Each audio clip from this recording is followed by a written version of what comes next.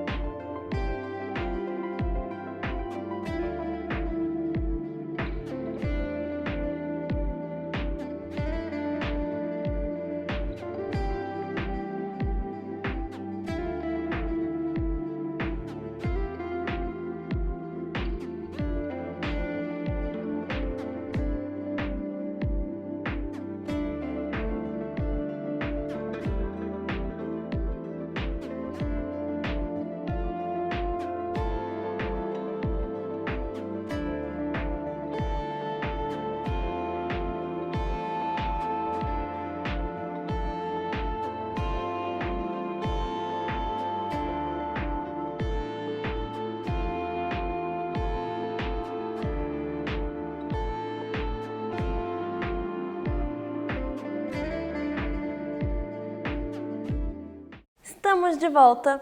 E aí você pode ter criado várias hipóteses para poder classificar esses animais, esses seres vivos da imagem. Nós podemos analisar de algumas formas.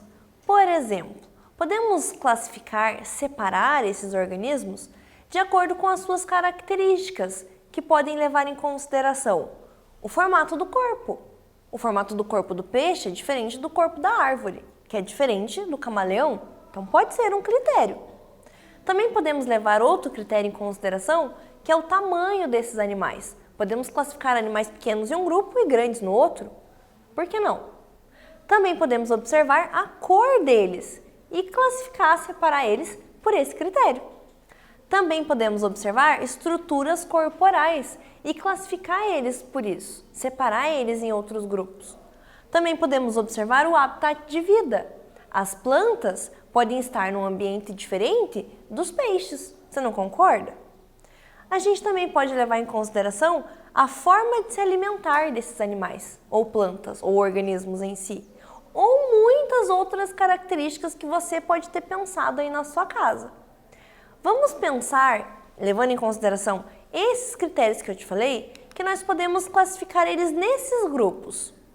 Podemos separar todas as plantas e classificá-las em um pequeno grupo.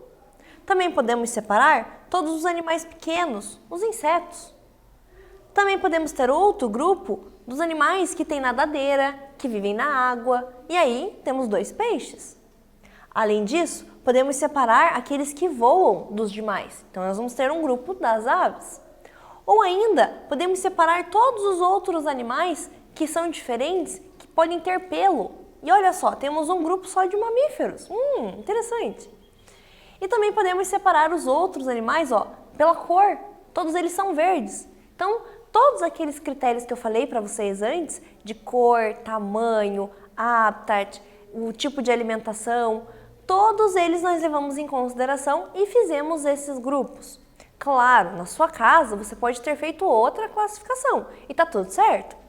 Vamos entender agora qual que é a lógica de tudo isso. Como que nós podemos entender a classificação que temos hoje desses animais. Porque se você percebeu, eu falei alguns nomes dos grupos que estão aqui. E aí, de onde será que surgiu esses nomes? Você sabe? Se você não sabe, vamos entender tudo junto e conhecer essa ideia. O primeiro pensador, o primeiro filósofo que estudou essa questão de classificar organismos foi o Aristóteles. Ele viveu mais ou menos lá em 380 anos antes de Cristo. É muito tempo atrás, não é? O Aristóteles, ele imaginava que era possível classificar os organismos em animais com sangue e animais sem sangue. E aí ele podia dizer que um cachorro, um lobo, podia ser um animal com sangue e um inseto podia ser um animal sem sangue. Tudo bem, naquela época eles não tinham livros, internet, outras fontes para pesquisar. Então, todos os estudos feitos eram válidos, foram formando a base do que a gente tem hoje. Aí depois surgiu um outro filósofo, que é o Teófrasto. Ele surgiu na mesma escola onde Aristóteles estudava, eles eram alunos de Platão, que também é um filósofo muito importante, que contribuiu muito com os conhecimentos que nós temos. E aí ele já pensava um pouquinho diferente do Aristóteles. Ele falou assim, mas meu amigo, você esqueceu das plantas. Nós também temos plantas e a gente pode classificar elas em árvores, arbustos e ervas. E aí essas duas classificações se combinaram, porque uma falava de animais, a outra falava de plantas. Então fizeram um conjunto das classificações desses dois filósofos. E eles viveram mais ou menos na mesma época, então eles conversavam, trocavam figurinha e entravam num acordo. Mas será que essa é a classificação que a gente usa hoje? Acho que não. O Aristóteles, desde lá do século XVIII, quando ele fez a classificação dele, ele deu esse nome de classificação artificial, que dava a classificação de acordo com a locomoção e o ambiente onde o organismo se encontrava. Isso até o século XVIII, que foi quando ele viveu. Depois disso, até os dias de hoje, nós temos uma classificação natural, que leva em consideração o grau de parentesco evolutivo entre as espécies. Então, olha só, temos termos diferentes do que a gente ouviu quando falou de Aristóteles. Por que será? Porque surgiram outros pensadores que trabalharam em cima dessa ideia. E quem foram esses pensadores, esses filósofos, biólogos, enfim? Vamos conhecer depois desse quiz. O primeiro quiz do dia diz o seguinte: a classificação dos seres vivos foi marcada por uma mudança de ideias até o século XVIII. A classificação dos seres vivos ficou conhecida como artificial e após o século XVIII como natural. Qual foi essa ideia?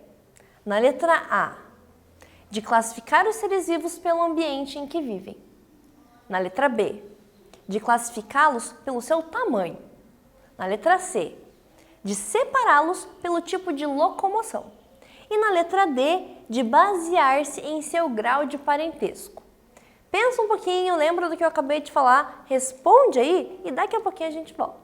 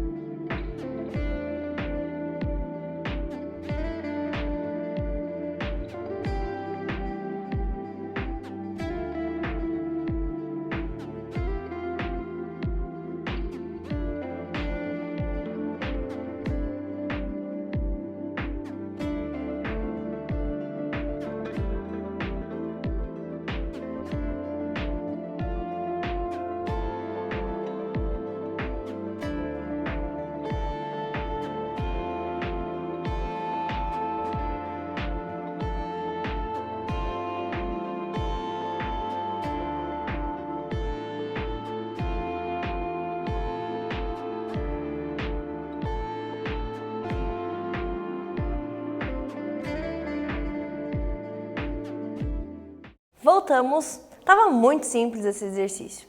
Nós falamos sobre a classificação que existia antes do século XVIII, que era considerada uma classificação artificial, e a classificação que existe atualmente, que é uma classificação natural. E aí eu te perguntei qual que é essa ideia que separa essas duas classificações? É a alternativa da letra D, que a classificação natural leva em consideração a ideia de se basear no grau de parentesco entre os organismos, entre as espécies. Então eu vou considerar que, por exemplo, uma formiga é muito mais próxima de uma joaninha do que de um cachorro, porque são animais que têm um grau de parentesco na linha evolutiva mais próximos. Mas a gente vai entender isso depois, com mais calma, beleza? Continuando, nós vamos agora falar de Carl von Linné. Para ficar mais fácil, vamos ser mais íntimo dele, vamos chamar ele de Linneu. O Linneu, ele era botânico, zoólogo, médico, filósofo, ele era o cara. O Linneu criou um sistema de classificação dos seres vivos com uma base científica muito boa. E a gente usa muitas partes dessa classificação dele até hoje. Ele leva em consideração um tipo de ciência que é a taxonomia, que leva em consideração o grau de parentesco dos organismos. Então, a ciência que vai classificar, que vai separar, que vai analisar esse tipo de coisa é a taxonomia. E o principal pensador que está envolto nessa ideia é o Linneu, aquele cara ali da foto. Bonitão, né? Continuando, nós temos um outro filósofo, um outro pensador, um outro estudante desse assunto super interessante, que é o Lamarck. O Lamarck, ele era um sueco e o nome dele se baseia, que o nome dele é bem grande, né? E é francês. Esse nome dele se baseia em características que ele herdou da família dele. Então, ser um chevalier de Lamarck é uma característica que ele era um cavaleiro de Lamarck. Então, o nome dele, Lamarck, é dado a partir do que ele tinha, do título que ele recebeu durante a vida dele. O Lamarck, ele era um naturalista que tinha uma ideia baseada numa lei de uso e desuso. Como assim? Ele acreditava que se um organismo usava uma estrutura do seu corpo, essa estrutura era muito bem desenvolvida e ele passava isso adiante e vivia a vida dele felizão. Se ele não usava essa estrutura, ela atrofiava e perdia a função. Sabe o Nemo, que tem uma nadadeira pequena? Se fosse para a gente conversar com o Lamarck sobre isso, ele ia dizer assim, ele nem usava aquela nadadeira, por isso que é pequena. Mas a gente sabe que são outras coisas que levam isso a acontecer. Outra coisa que o Lamarck acreditava é que a transmissão das características que eram adquiridas acontecia. Então, se eu, por exemplo, vou para a academia, faço musculação e fico com o meu corpo bombadão, eu vou ter essa característica porque eu usei meus músculos, utilizei para que eles fossem fortificados e deixei eles fortes. Quando eu tiver um filho, meu filho vai herdar essas características e vai conseguir levar essa característica durante a vida dele, sem precisar fazer o mesmo esforço que eu fiz. Essa era a ideia de Lamarck. Ele utilizava o exemplo das girafas para dizer isso, que as girafas, que têm um pescoço muito grande, elas provavelmente eram animais pequenos, mas que no lugar que elas moravam acabou o pasto rasteiro. Então elas precisavam comer a folha que estava lá no alto. Então, de tanto ela esticar o pescoço, ela acabou conseguindo ficar com o pescoço maior e passou isso para o filho. Mas, gente, será que isso é verdade? Pensa comigo. Será que se eu ficar esticando meu pescoço, meus filhos vão nascer com pescoços maiores? Talvez não, né? Mas é por isso que a gente vai analisando cada teoria de cada pensador ao longo da história. Outro pensador muito interessante é o Charles Darwin. O Darwin, nossa, eu sou apaixonado por ele. Ele é um cara muito inteligente, um britânico e também era naturalista. Ele era biólogo, geólogo e ele estudava muito a natureza. O Darwin, ele tinha uma grande quantidade de recursos financeiros, então ele conseguia fazer algumas pesquisas que outros pensadores não conseguiam. E aí um dia ele pegou um barco e foi viajar com esse barco. Ele deu o nome do barco dele de Beagle. E ele fez uma viagem muito grande. E ele conseguiu captar informações que outros cientistas, outros filósofos não tinham conseguido, porque não puderam fazer essas viagens. Com isso, ele conseguiu criar uma teoria nova, que é a teoria da seleção natural. Olha só, seleção natural tem alguma coisa a ver com o que a gente falou lá no início, não tem? Essa ideia do Darwin acredita que as espécies elas vão se adaptando ao longo do tempo. Então, se tem uma situação adversa, alguns organismos vão conseguir reagir, se adaptar e aqueles organismos vão continuar vivendo. E isso é levado adiante, diferente de você usar uma estrutura e passar isso adiante também. Então, as ideias elas são meio parecidas, mas elas se complementam. Algumas podem ser até com um ponto a mais nessa questão que a gente falou da classificação. Nós também temos um monge chamado de Mendel, que também participa dessa criação, dessa ideia de classificação dos seres vivos. O Mendel, ele criou uma teoria da transmissão das características hereditárias. Como ele era monge, ele tinha bastante tempo para estudar. E aí, ele começou a analisar plantas. Então, ele era um botânico de mão cheia. Ele plantava muitas ervilhas lá no seu monastério para que pudesse observar o desenvolvimento. E as ervilhas são plantas que crescem muito rápido. Então ele conseguia observar o crescimento e o desenvolvimento da espécie de uma forma bem ampla. E ele percebeu que características eram passadas adiante de uma espécie para os seus descendentes. E aí a gente consegue combinar isso porque alguma coisa existia aqui que transmitia para os demais essa informação que tem a ver com as ideias dos outros pensadores. Então, a gente começa a combinar essas ideias dos cientistas. Agora, vamos dar uma pausa aqui, porque eu sei que tem muita informação, para fazer um quiz e depois retomar esse assunto. Qual o nome do naturalista que melhor explicou a teoria da evolução das espécies na Terra? Nós temos na letra A, o Carl von Linné, o Linneu. Na letra B, o Jean-Baptiste Lamarck, na letra C, o Charles Darwin e na letra D, o Gregor Mendel. Pensa aí um pouquinho e daqui a pouquinho a gente volta.